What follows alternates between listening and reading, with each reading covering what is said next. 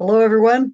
It's Francis Widowson here. I'm going to do another short video on the craziness that is going on. Everything seems to be breaking now a little bit about people realizing that the whole unmarked graves claims it's a deception. And hopefully we'll have some reckoning on this soon.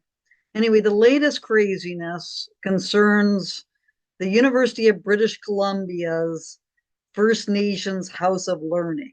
And I became aware of this entity in November 2024 because it hosted an event with Sean Carlton and Andrew Martindale about confronting Indian residential school denialism. And I've done a post on the wokeacademy.info website about everything that's been going on with respect to this case.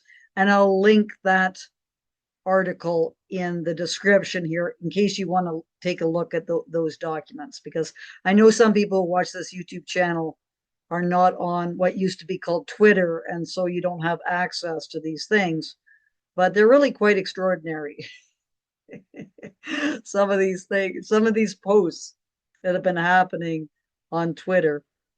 Anyway, this residential school denialism confrontation that was going on had a woman by the name of Jolie Viveros introduce the presenters, and I just recently became exposed to Jolie again when I posted a clip from Sarah Bollier on X, and it was about Sarah Bollier's presentation. It was a small, short clip about Sarah Bollier saying that the reason why they scanned the apple orchard was because, quote unquote, knowledge keepers had said that children, 6-year-olds, were woken up in the middle of the night to dig burials in the apple orchard, which is a very implausible claim in its own right. But this resulted in this GPR scan. Anyway, I was kind of questioning the veracity of this claim, and lo and behold, Jolie took me to task for this and said, basically implied that I was fired. I had been fired from Mount Royal University because I don't understand the truth or recognize evidence. And then she argued that knowledge keepers are eyewitnesses, and eyewitnesses are used in court. And so, why do I have a problem with this? And this led me to reply to Jolie, look up some documents whereby I found that UBC has been making all sorts of claims about clandestine burials. So I want to know, this is on the UBC website, what clandestine burials are we talking about? And I posted this back at Jolie, and she posted another irate message about how you don't have to excavate to know that there are remains in various places, and this was callous of me to be demanding that the children be disturbed. These kinds of posts. And when I tried to reply to Jolie, I discovered that she had blocked me on Twitter, which is an odd thing for her to do, because she's trying to engage me supposedly by coming onto my Twitter account, and then she just blocks me. Anyway, after this, there was this unbelievable meltdown by Jolie that happened on X, largely with Jonathan Kay, who's the editor of Quillette. And anyone who follows Jonathan Kay knows that his posts can be quite amusing at times. And as I said, in reaction to this unbelievable exchange that was happening with Jonathan Kay, sort of mocking Jolie, I said, Jolie, who is an unbelievable cry bully, because she's the one who goes after people and then she pretends like she's been attacked. I said, I don't know where I stand on teasing the mentally ill, because she really appears to be unhinged in all these interactions that she's having, and she will not stop. She just keeps on going, even though Jonathan Kay is joking about things, and she doesn't seem to understand the the humor at all. It's really quite amazing.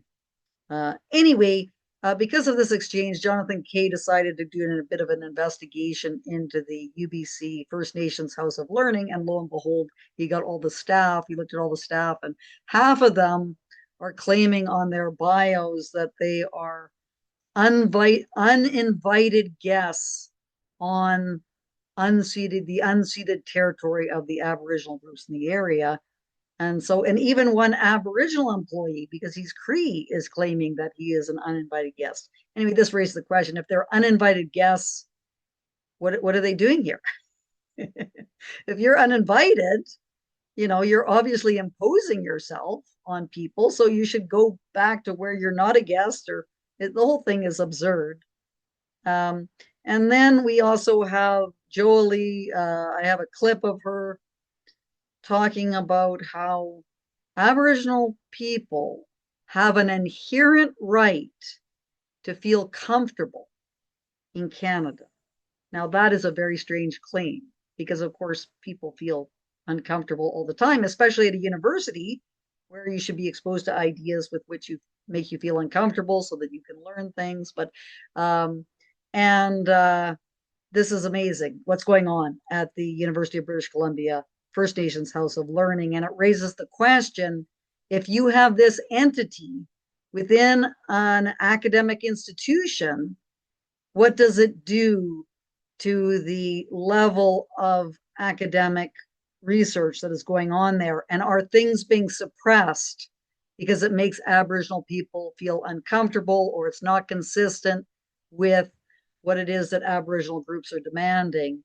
And so, if we're trying to figure out why this mass grave deception is continuing, I think we can start to take a very close look at institutions like the University of British Columbia, which have Andrew Martindale on their staff as an archaeologist, and he is actively perpetuating a number of falsehoods with respect to these claims about unmarked graves.